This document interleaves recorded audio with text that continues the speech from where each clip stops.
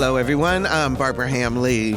If you have a child or know of one who plays sports, particularly contact sports like football or soccer, are you concerned about concussions? Did the possibility of brain trauma play into your decision whether or not to allow your child to play? Concussions can lead to more serious brain trauma, particularly in a sport like football, and more white parents are saying no to the sport as an option, while at the same time, children of color are increasingly signing up to play. Why the disparity? Rolling the dice between brain injury and getting out of poverty. Another View on Health is next.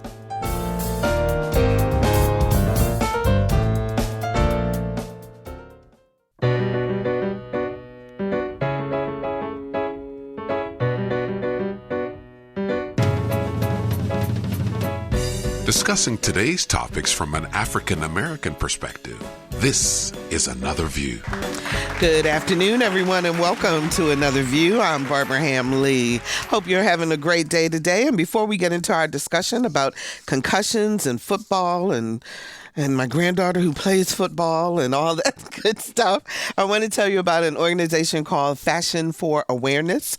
They are holding a free pop-up pre-prom event tomorrow, September 29th, from 1 until 4:30 at the South Norfolk Memorial Library on Poindexter Street in Chesapeake. Now, this is an opportunity for both male and female high school seniors from anywhere in Hampton Roads who may need help with getting clothing for senior prom. It's all free, and there's a pop-up event that's happening there. So that is tomorrow, September 29th, from 1 until 4:30 at the South Norfolk Memorial Library, 801 Poindexter Street in Chesapeake. So if you want to go check out the clothes, please do so. So over the years, you all have heard me talk about my granddaughter, Patience. She will be 10 years old in a week, and she plays tackle football for a Pop Warner team in Baltimore. Now, my daughter and I disagree about allowing her to play. I am truly worried some kid will tackle her and she'll get a concussion. My daughter says the equipment will keep her safe. So I decided to do a show on this issue, especially since in my research, I have discovered that white parents are opting out of football because of the possibility of concussion, and more black and brown kids are signing up because they see football as a way out of poverty, and they'll take a chance on this concussion thing. So here to give us some information and perspective is Dr. Clarence Clark. He is emergency medicine specialist with Bon Secours DePaul Medical Center. How are you, Dr. Clark? Welcome back. We haven't seen you in a while. Elijah Cadillac Harris is assistant football coach at Indian River High School in Chesapeake. Hey, Cadillac. Good to see you today, Bob. So good to have you on the show. Mitch Callis is a certified athletic trainer and manager of the athletic training program with CHKD's sports medicine program. How you doing, Mitch? It's nice to be here. Thank you so much. And of course, my co-host for Another View on Health, cardiologist Dr. Keith Newby. Thank you. Thank you. How you doing? I was doing well. It's a wonderful Friday afternoon, and it's warm outside, and we need to go hang out after this. Absolutely. So am I wrong to be concerned about concussion and about a 10-year-old playing football at this point? I'm going to start with the doctor first in terms of just from a medical perspective. Does it make you nervous? No, it doesn't make me that nervous. Okay. What we do have now is just a heightened awareness of the traumatic brain injuries, which are transient, they're short-lived neurological impairments that people are suffering, and they can happen in any walk, not just sports. Mm-hmm. So given the fact that there's increased awareness to concussions out there, it's actually increased, but I think it's just the reporting has increased. We're actually anywhere between 1.1 to 1.9 million children or young age being reported as having concussions throughout the United States. Well, Cadillac, the other issue is, so I'll give you an example. So a couple weeks ago, Miss Patience was out on the field and she tackled this kid. This was during a scrimmage. And she tackled this guy, and he was upset because this little girl knocked him down. I can imagine. And he came over and he stomped her ankle. So it wasn't even a concussion. It was another injury. But my point is, what do you think about little kids playing, and is that the way, to get them into sports? Well, I think you got to be concerned, particularly when little kids are playing football because there are different parameters for them. The law was changed in 2011, where coaches were taught and told that they had to go through a protocol when kids had some similarities of concussions. All right, so it's mandated that every high school coach and a middle school coach do that. Now, my concern for your granddaughter would be, I don't think that extends down to the age level group. And so that would be a concern. Hopefully they're teaching the proper techniques of keeping their head up and, not exposing their necks and things like that, and using their shoulders and not their head and keeping their head out of it. And hopefully those are some of the things that I remember Tiffany telling me, that they really work hard to teach the kids the proper way to tackle, and so forth. But Mitch, you're out there on the field with students and you see them coming into CHKD with injuries. What's your feeling about it? Well, you always have to think about, when you have kids out playing sports. But I think when you weigh all the factors, whether it's concussion or other injuries, I think the benefits of being involved in sports greatly outweigh that risk of the injuries.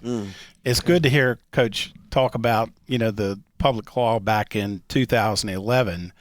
And that public law addresses secondary education and public education. It does not apply to school systems and to rec league things, even though the standard of care of how that kid should be taken care of with a concussion is universal across the board. Well, let's get back to the basics. So, Dr. Clark, what is a concussion? Earlier, I mentioned that a concussion, and the medical literature out there kind of differs on this opinion on the definition. What we usually try to use rule of thumb is it's a transient neurological deficit, and that transient neurological deficit can have multiple layers, multiple symptoms. Okay, like what? Dizziness, nausea, impaired memory, headache are some of the more common typical symptoms that you'll have associated with a concussion. And if you see someone who is exhibiting those symptoms and they've been in some kind of contact, so it doesn't have to be sports, as you mentioned, Mitch, but in some way their head was impacted, is that automatically makes you move towards this is probably a concussion? Yes. It's interesting enough that I had a couple of patients who presented to, I'm actually medical director of urgent care, and also within the ER that presented to the urgent care, and having them evaluated by a provider there and looking for certain symptoms, and then immediately wanted to refer them out to the emergency department. Because they recognized that they had certain symptoms. However, when we are evaluating them in the emergency department, we're using some validated clinical decision rules to in our approach to children who are presenting with concussions, and that differs from the age of 2 and below, and from the age of 2 and above, the 15 and older. And once we use that clinical decision based on the symptoms that you're presenting with, we kind of decide whether or not we need to do some radiographic imaging, particularly CAT scans. That's the big debate out there when parents were presenting with their children, wanting them, they need a CAT scan because of our concern about increased radiation exposure. And when we apply those clinical decision pathways and so forth, we kind of decide whether or not we just need to observe them and maybe treat their symptoms versus going ahead and ordering those imaging studies. So, Cadillac, when you're on the field and when you got kids out there and there's a bad collision and the kid doesn't get up for a minute and, kind of looks like he has, as the saying goes, his bell, what's the saying? Bell rung? Yeah, bell rung. That's what it is. Yeah. That's the term. What do you all look for? Or how do you make that determination? I'm going to ask this of both of you, you and Mitch. How do you make the determination whether or not this child needs to stay out or needs to go get medical care? Well, the first thing we will do is observe the collision, and we will scream for Mitch to come over. And then as a coach, there's some protocols that you follow. And most concussions are not unconscious. Kids are not knocked unconscious. So they're still aware, but you can tell by their behavior if they're a little woozy, if they can't remember their name, or if they're in a game, they don't remember how they got to the game and what the score is and things of that nature. And so when we, as a coach, see that happens, our rule of thumb is to set them out and let them go through the protocol procedures, which is like six different steps, which Mitch can share more with that. So what do you do, Mitch? I could tell Coach was listening to everything we said in these seminars because he's repeating it back to me. So typically, if you're in that situation where you're in secondary education and you have an athletic trainer available, most coaches are going to just get in the situation, allow that athletic trainer to do that on-field evaluation. Coach needs to know information about, hey, is he going to be able to come back in one play, or is he going to have to come out and stay out? We do err on the caution side with all of these. They are little kids. They are developing brains. It's not like when you're dealing with an adult athlete. So we're going to bring them to the sidelines. Make a decision about if it's something that needs to be emergent to the ED, if it's something that we have time to properly evaluate to make the decision. And like Coach said, if there's any question about that, we're going to sit that kid out until we know for certain. So does how do I phrase this? Do concussions necessarily lead to CTE, which I know is the other big buzzword that's been happening in terms of football and in terms of what they're discovering about the brains of football players as they get older? And we're talking about NFL professional players at that point. The research is still ongoing, and there is a significant association between concussions and CTE, definitely. If you remember the film Concussion with Will Smith, talking about the Dr. Bennett Omalu, who discovered CTE, which I should say the correct name for it, and I know I'm going to mess it up. Chronic traumatic encephalopathy. Yeah, okay. I wasn't too bad. But let's play a clip from the movie where he describes what he says, this Dr. Omalu says, happens to the brain. I've been studying Mike Webster's position, the man in the middle. It's quite deceptively the most violent position on the field. The slaps, the punches, the forearm, it is an unremitting storm of subconcussive blows. The head as a weapon on every single play of every single game, of every single practice from the time he was a little boy to a college man, culminating in an 18-year professional career. By my calculations, Mike Webster sustained more than 70,000 blows to his head. Now these men, these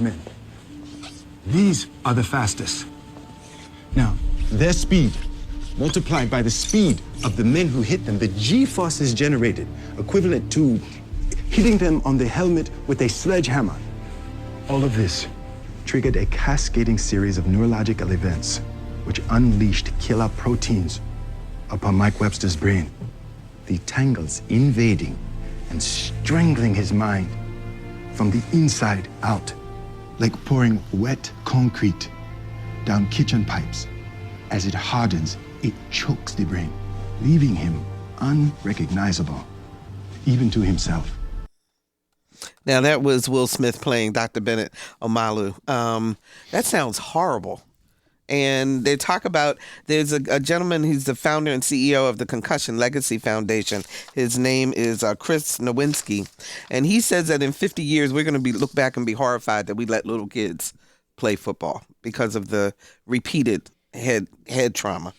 What do you guys think about that, Keith? Well, I don't know. I guess, and there are definitely people more astute on this particular topic than myself. But come on, you're a doctor of everything. Well, but I kind of look at it like this. I mean, if you look at history, and you guys can chime in on this, but I mean, we've been playing football forever, and That's right. if we're to say, because we're looking at from the start of football to now, which is clearly greater than 50 years, are we looking at that everybody's brain dead now? I mean, so why would change between 50 years from now, for 50 years previous? I think sometimes, movies, of course, they're to, I mean, there's all and stuff. They have to make things a little bit more. But I mean, in all fairness, also too, you had mentioned, Dr. Clark, you said that there's more reporting now. And so maybe that's part of the reason that we're paying more attention to it, because people are reporting, and as people die and leave their brains to science, they're discovering the CTE. Well, you'll find, I guess you have to look at the degree. What's the degree of like dementia that you'll see that would be a sign later on, in life that was going on. And you have to look at, because I know plenty of people that's retired pro football players, and they're just fine. I mean, at least on the surface level, of course, it's hard those are hard measurements to take when you look at, you don't have to go back in time, had a person not play football and to see what they look like 50 years later versus, them playing. So those are hard things to really, to measure, but that which you see, I don't see that level of problem that would promote what this guy is saying in this movie, or in this paper you're saying now. I think that's a hard prediction to make, to say when you look at something back 50 years with how things are going to look. I mean, I think that's going to be a little tough to do that in an exponential fashion to say, okay, I really think that's going to be tough. But guys, please chime in if you. I would add to that point. Let's look at the car industry 50 years ago. All right. Seat belts, didn't have a headrest, didn't exactly. You had one lap belt. So as we evolved and learning that through crash dummies and through the exercise of that, the same thing is taking place with football players. Now the awareness have come full circle. You can't hit like Kenny Easley and those guys had to do back in those days, and Ronnie Lott. You got to keep your head out of it. You got to tackle, shoulder tackle. They're teaching rolling with your shoulder tackle. As a matter of fact, some people even say that football's gotten softer.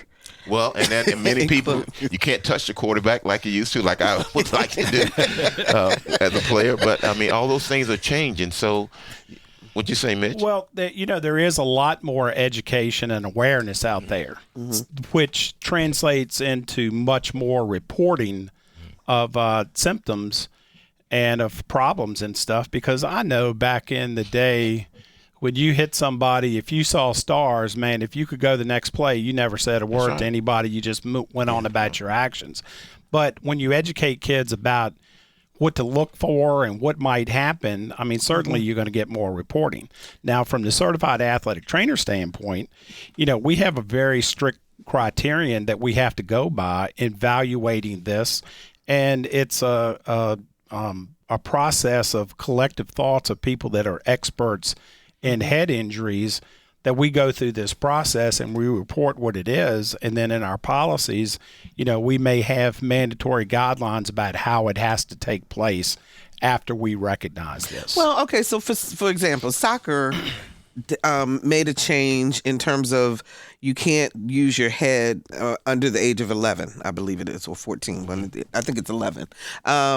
So, I mean, will sport? Is it incumbent upon the sport to start making some changes so that it can be a safer game to play for people, Dr. Clark? I think we start to look at it, and let's use a couple other examples. Okay. What's the repetitive weightlifting doing to the spine and to the joints over time? And as the science studies it and sees what is happening, the same thing is going on with football and other sports. You mentioned soccer. My son plays soccer. I'm an avid football fan. My favorite team, the Philadelphia Eagles, and I just got to bring that up to you guys today and plug my Eagles. But even looking at what happened during the game yesterday, and the heightened awareness that we have spotters that are up in the stands for the NFL, looking down and seeing and supposed to pick out when a player's at risk for a head injury and pull them out of the game. And there's numerous examples of people missing. The fact that person who the cameras were on that side of the field looked like they were staggering and missing it. So while we have the heightened awareness, we're still not capturing all the athletes that are out there being exposed to these injuries. And there's a lot of overcalls. My son is playing soccer and he falls down, he hits his shoulder. The trainer is saying, sit down because you possibly have a concussion and so forth. So there is going to be over-reporting and still under-reporting. So it sounds like moderation it Yeah. becomes important. Let me throw out the phone number for just a sec, Keith, and we'll get to you. 440-2665 or 1-800-940-2240 are the numbers to call to join our conversation. We're talking about concussions and we're talking about sports injuries and what we need to do, one, to keep our kids safe, and we're also going to be changing this conversation just a little bit also to talk about kind of the state of football today in terms of our children. So 440-2665 or 1-800-940-2240. Well, going back to the original question you asked was what was the definition? So when you talk about how much of these are really overcalls, because there's a heightened awareness and it's sound like it's being reported more. But the question is all these kids meeting the definition of quote unquote concussion?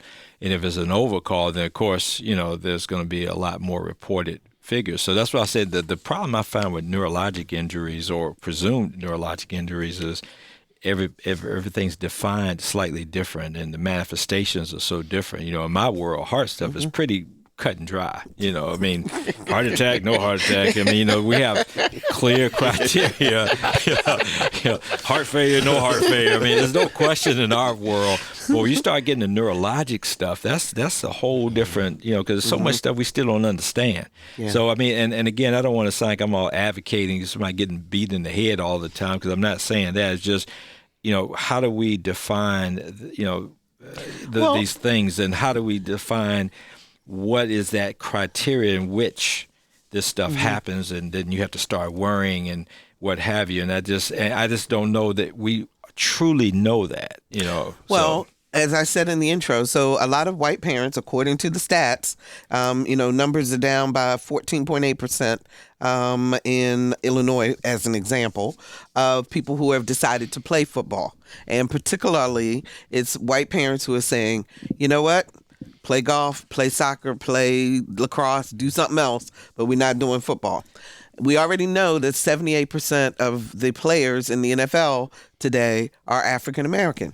So there's this whole talk now of as they put it, it becoming a gladiator, more of a gladiator sport, which I think it's just kind of after I just read some information about what that means, I think it's a polite way to say that things are changing.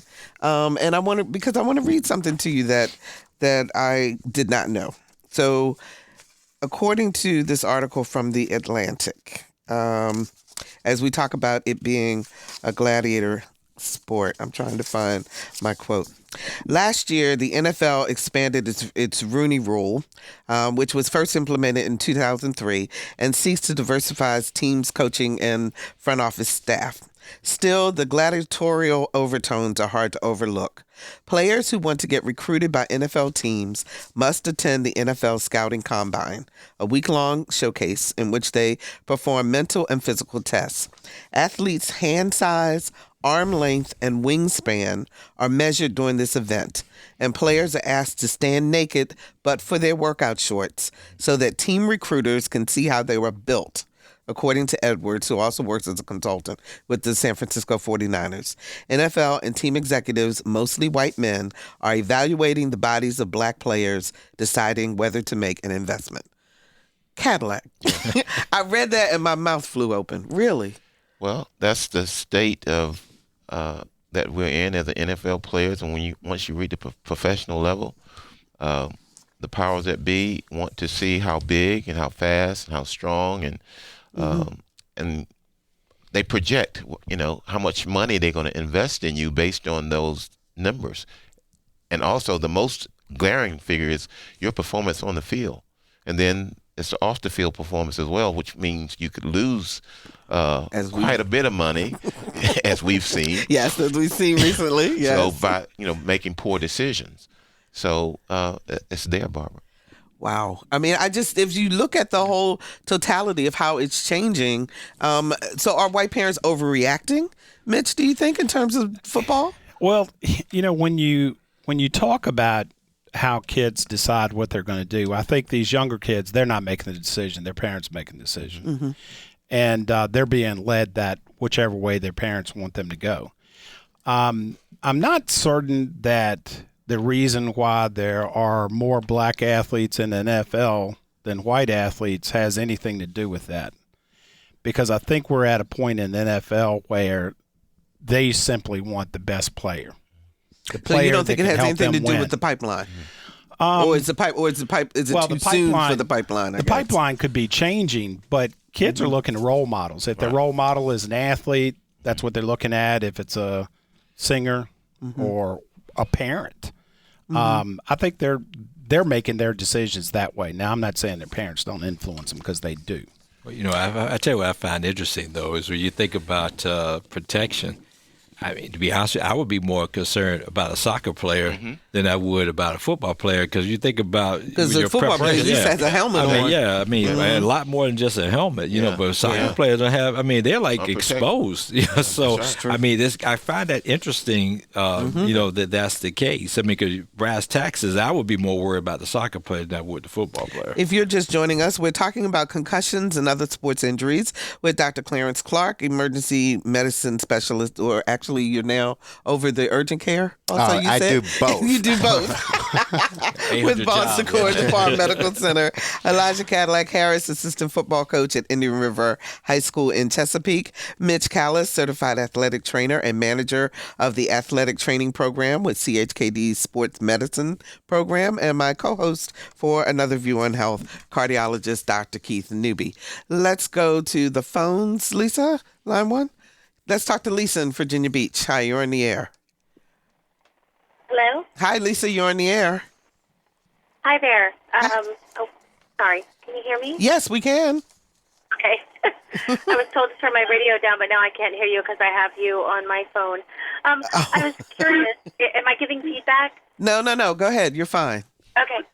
So I was curious. This actually goes back to when you were initially talking about your granddaughter patient. Yes. And she was on the field. So I'm curious because something upset me a little bit when you mentioned that there was a little boy and she had knocked him down playing football, which is great, which is what she should have done.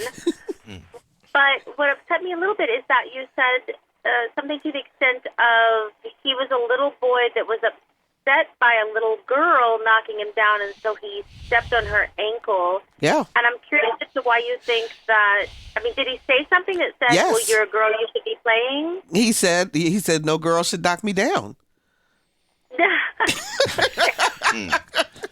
Okay, and that's what I was missing because I thought, okay, there's more to the story.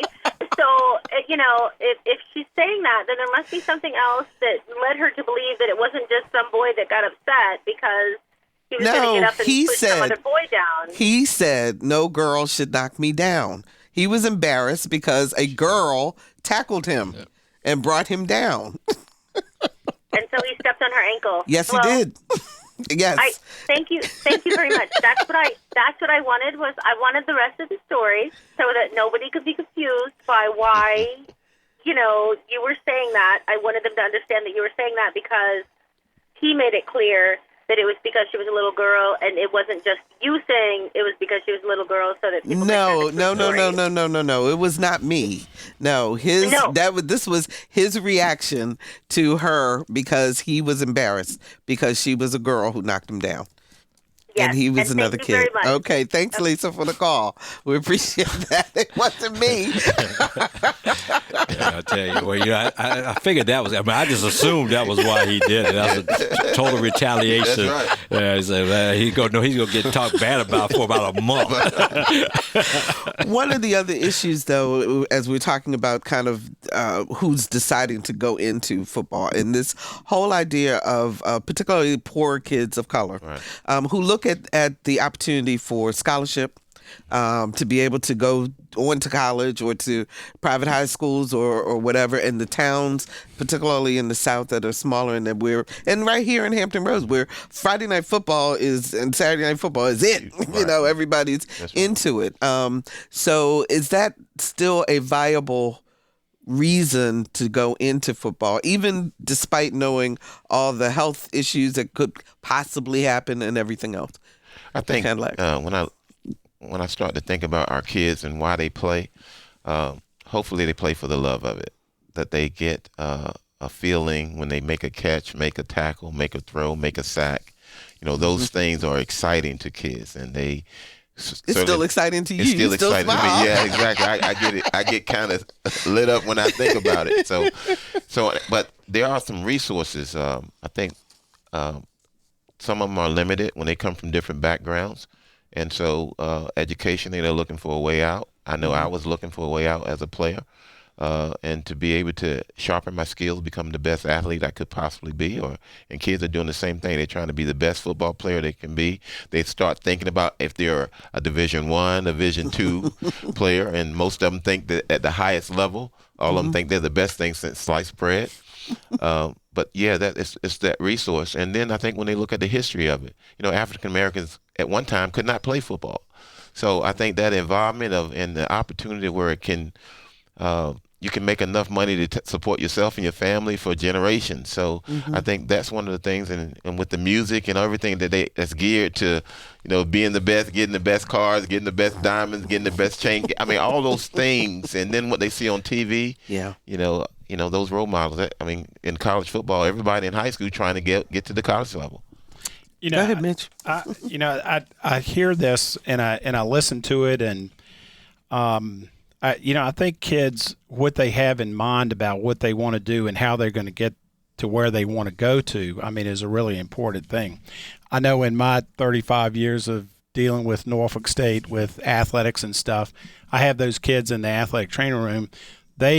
If you get them one-on-one, they all think they're going to the next level. That's one of them. Okay. So, I use that opportunity to educate them about, hey, look, that's nice to be thinking you're going to do that, but you better make sure you go to class, and you better make sure you graduate, because even those best athletes. Well, because if an injury happens, then that could take you out of the game completely. Also, even if the injury doesn't happen, the NFL is not for long, right? And you're going to have many, many years that you're going to need to work after that time frame. So, I think that's another education piece that they need to hear. And I know coaches like Coach Harris emphasize that to those kids. This is not just about the sports. This is about getting your education. The sports might be the vehicle that gets you there, but it's about getting that education. And, sometimes parents who are struggling and trying to make sure that they can do the best for their kids. Also, from that same article I was telling you about in the Atlantic, the mother says, she said Jackson, that's her last name, knows football is dangerous. Her father broke his neck playing football when he was in high school. But she has a fatalistic attitude about injuries. Her boys could get injured in a car accident or in a drive-by shooting. They could get injured if they join gangs. If it's meant to happen, it's going to happen. We can't stop it, she says. You can get injured in any sport. All she can do, she told me, is hug her boys, tells them she loves them before each game. Because if you read the whole article, she really pushed her whole, all three of her boys to go play football in the hopes that they would be good enough to be able to get scholarships, to be able to go on to college. That might be the best gang. And we tell our kids, if you want to get in the gang, get on the football team. That's the best gang you can be in. And then we have some restrictions about, we're checking your grades weekly, that you're not going to be able to play this game for long. You need to make sure that you get an education. That is a sounding board, and that is a pure successful way that you can be successful. So, and a lot of times also, isn't this Dr. Clark, isn't this could be a chance for mentorship? Yeah. Because a lot of these kids don't have male mentors to be able to do things. I agree. The elephant in the room is, and the answer to the question is, does socioeconomics impact the decision? And absolutely it does. I can remember being that young athlete in high school, junior high school, and aspiring to become the next NBA, the next football star, and so forth. And then when I started hearing about the law of averages, how many of us would even make it to college, and then how many people in college would make it on to professional sports, football, basketball, baseball, all these things, track and field, that number becomes so small that the reality kind of kicks in. So you become a doctor instead. Yes.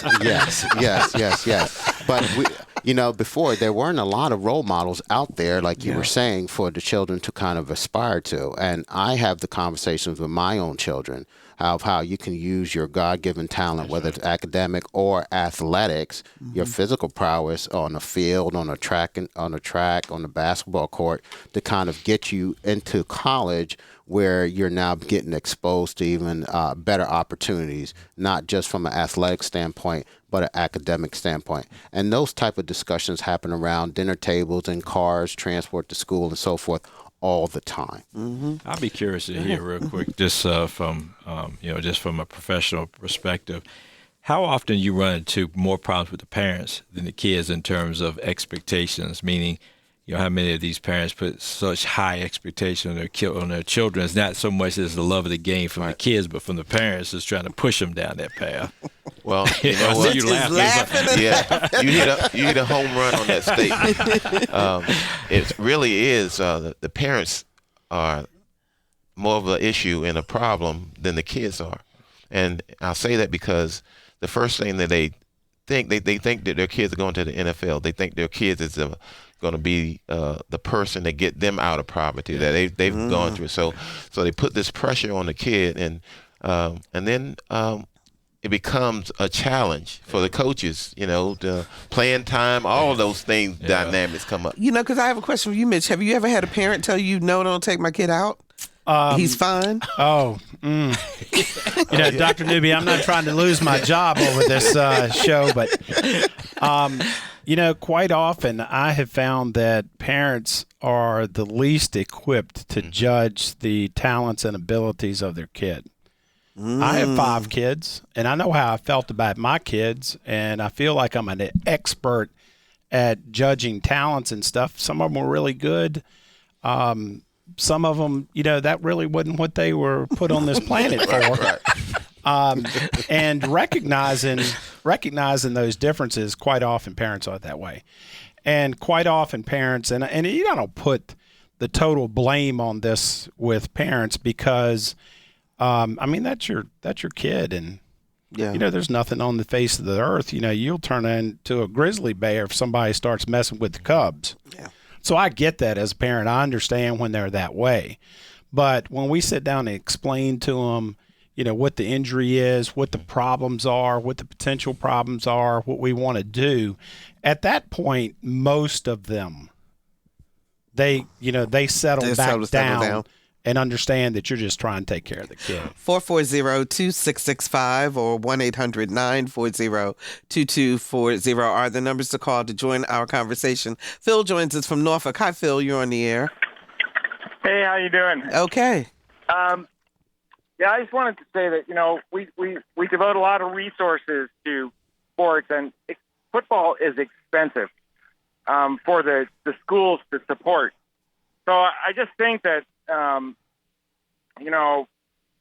if kids want to get into football, then honestly, that's on them, but it shouldn't be everyone else supplementing it. The funds that we devote to football would be better spent on better teachers, or not better teachers, but, paying teachers well, better resources, computers in the classrooms. So, Phil, are you saying that there should be no extracurricular sports activities with schools? No, but football seems to suck up a lot of resources, and I think that if we did the math, there would be plenty of opportunities for kids to have team sports that weren't quite as expensive. I mean, dressing out a kid in all of the tools that they have, the uniforms, the padding, all that stuff is a lot more expensive than soccer, where you basically need a ball and some cleats. Okay, right? Well, let me let the panel respond to you. Well, I would say to Cadillac that when you look at the budgets of schools, high schools in particular, the football programs generally and basketball programs, those two programs are the two biggest fundraisers where people will come out and spend money to see those games. And that money raised at the gate with the band and all those things, concessions, those are the things that raises money and supports all the other programs that don't have anyone showing up, or a handful of people showing up for the game. So that's what I've seen in the last 30-some years. So I would I'm rebut 100% agree with you. Look at college sports. I think about, we talk about donations, and because big donors like to see their team win. Right. So I mean, I hear what he's saying, and I mean wholeheartedly. But when you look at, again, brass tacks is what those sports bring in from a revenue perspective, I think that supersedes what taxpayers are paying out for those sports. But again, I've never done the math because I don't know what it costs to do that. But just seeing the gates, when I go to a football game and that stadium is full, and they charge you $10 for a soda, that money going somewhere. The owners of Division I colleges and the NFL, they understand that that's a major revenue sport, and so it just funds so many things at the high school level. So on the coaching level, and I know this has turned a little bit from health, but at the same time, it's all about football today. So on the coaching level, do you encourage kids to also look at some of the front office jobs, or if they're aspiring to be NFL bound, the management positions, the positions that are other than player? And I mean, is there a discussion about that? And how do we start that pipeline, I guess, is what I'm asking. There is some discussion about it. We first tell the kids that it's more important for you to get an education. That is a springboard to every place else you go. And even when you get to about 30 years old, you still got most of your life left, and you're probably not going to be able to play football anymore or any of the other sports. So you need to invest in your education first and foremost. And then after that, we educate them about all those other things that may why impact aren't more people of color going into management? Or is there a barrier that's keeping them out? Well, I think there are some self-made barriers that will keep us out, as well as there are some real issues there. But what are some of the self-made barriers? Well, some of the self-made barriers will be the economics of it all. You make more money playing. You make more money playing. One of the things is, the parenting situation causes that. Most kids, when they walk into the house, their uncles and their aunts will ask them, well, how was the football game? How are you doing as a football player? That's not the first question. The first question should be, well, how are you doing in school? What's your grades? That tells you what direction you need to go. But when you really just blow up the part that they're just, my son or my nephew is a great football player. He's doing this, that, and the other things, and the kids begin to take that on. That's the wrong message. That's the wrong message to send to a kid. But if we just look across all sports, and particularly football, how many can we sit here and say that we know of one particular person that's an owner of an NFL team that is of color, right, African American or Hispanic or so forth, and then so how can they aspire to be that person when they don't have a role model to look up to? We've had certain people who have jumped into those arenas, the Michael Jordans of the world and so forth. So when you kind of look, hey, not only was this person's a player, but this person is an owner now. It's interesting looking at all the controversy that was surrounding the rapper Jay-Z now going into some type of a venture with the NFL, right, and all that discussion that was surrounding that. Now, what if he became a owner of the Nets and so forth? So it is happening. It's slow, but as we start to see more and more of that happen in the community, then when those children are in the classrooms, the discussion changes, and they're not just hearing, hey, well, you could be the next great professional athlete. Hey, you can also be the next owner of that team, and so forth. So that's where I see it aspiring to. So we got about 4 minutes left, so that means 1 minute for each. Okay? So what do you tell a parent as they're when their little Johnny comes to them at 6 years old, 7 years old, and says, I want to play football? Well, I would allow them to do it because there's so many values that will come out of playing football. The teammates, the relationships that you build, I mean, you can't put a value on that. So I would allow them to play, but I would monitor them. You need to stay close to them, understanding, if they should get a concussion or if they'll get an injury or any of those things. Make sure that they're on top of those things, and push the educational aspect before the athletic aspect of the game. And you used your minute very wisely. Thank you, Elijah Cadillac Harris. I appreciate that. Mitch? Well, with my 5 kids, I didn't try to steer them one way or the other in making their decisions about what sports they wanted to do. 2 of my girls chose gymnastics.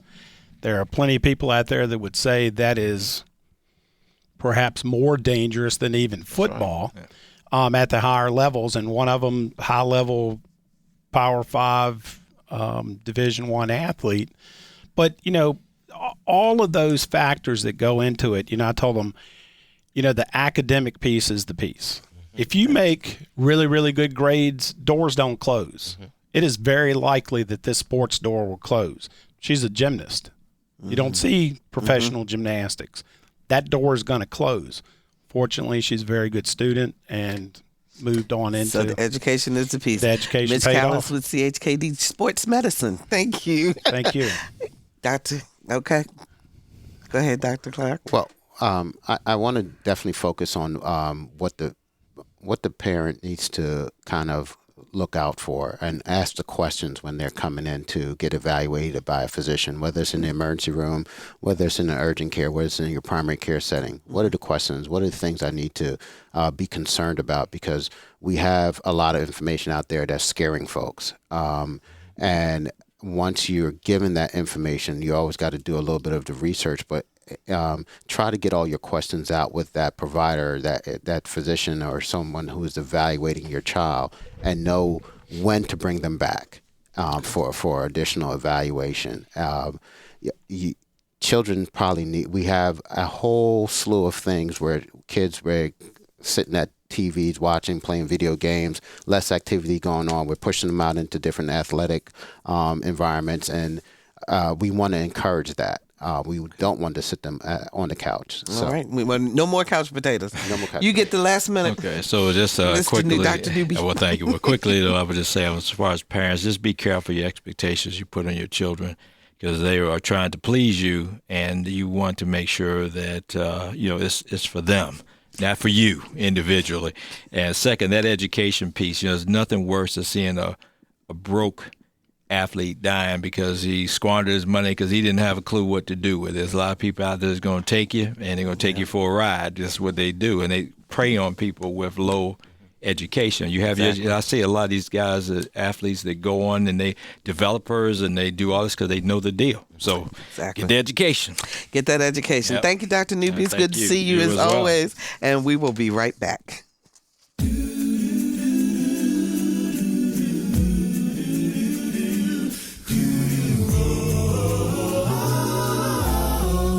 Hi, I'm Claude McKnight of the group Take 6, and you're listening to Another View.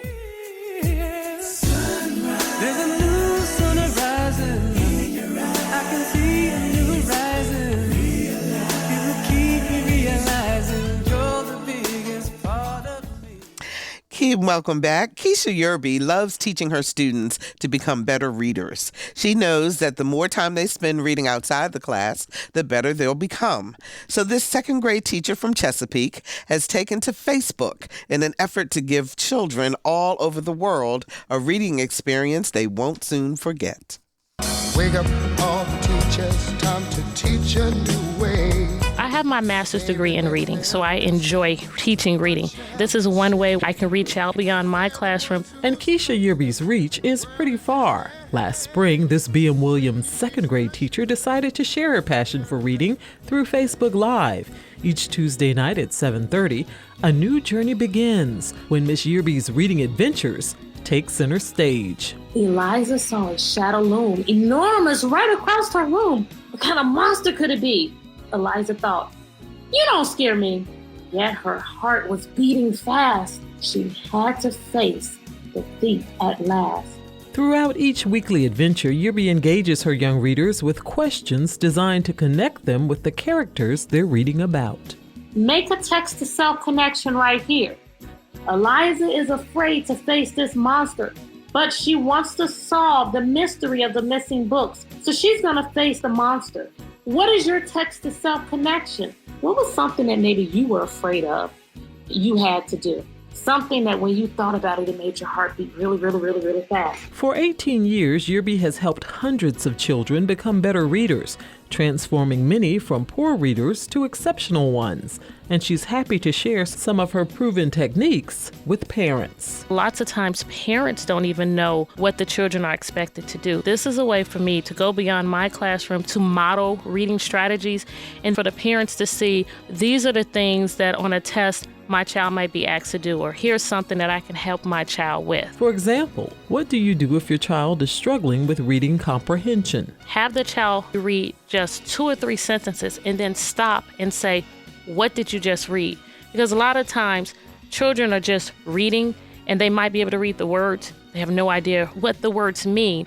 And a lot of times parents might say, well, oh yeah, he can read this, but did you understand? And that was one of the main reasons why I started my Reading Adventures page, because comprehension is the biggest thing. And if they don't understand it, read it again. Use the pictures, whatever clues, try to make the connection. Think about it. How would this relate in your life? Just taking your time, making sure that you're not just going through, calling out the words and rushing through it. Yerby says another key tool for raising better readers is to exercise patience. I've heard a lot of parents say, well, I got frustrated and the child was frustrated. I think that first off is that they have to have patience, because children pick up on your energy.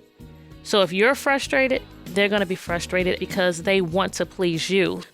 If the parents are not sure, ask. Go to the teachers and ask for the resources, because we have resources, but I feel like lots of times parents don't know or are ashamed to come and ask. So ask the teacher for whatever resources. If they would like to have their child tutored, all of those things are available at the school. In addition to reading strategies, Yerby also sprinkles motivational messages into her instruction. I expose them to not just the educational side, but that they are people. And in order for them to be successful, they first have to understand the power that's in them, and then the educational part. Because if you really don't understand your value and your self-worth, you can be 4.0 everything and still not have the confidence, the motivation within yourself to be able to achieve whatever it is that you truly want. For Yerby's students, it's a winning combination.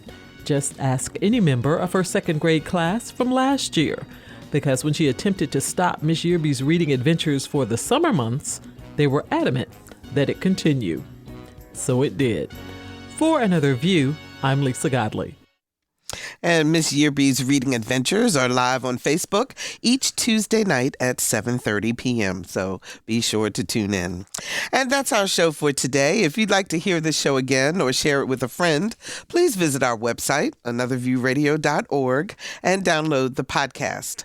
Our podcasts are posted by 3 p.m. every Friday. So if you cannot listen live, you can always find us online. And while you're on our site, please sign up for our eView newsletter. It's a once-a-week reminder of upcoming shows. We're on Facebook, so like us, and you can find me on Twitter at Barbara Ham Lee. Next week on Another View, Unmasking Hampton Roads, a unique way to look at diversity, equity, and inclusion and how racism is playing out in our area. And let me take a moment to wish all of our Jewish friends a very happy new year and welcome to 5780, your year as you celebrate Rosh Hashanah and observe Yom Kippur, the 2 high holy days of Judaism. Our theme music was composed and performed by Jay Sennett. Lisa Godley is our show producer, and she also answered our phones today. And Todd Washburn is our audio engineer. I'm Barbara Ham Lee. Have a wonderful weekend, everyone. Thank you so very much for listening to Another View.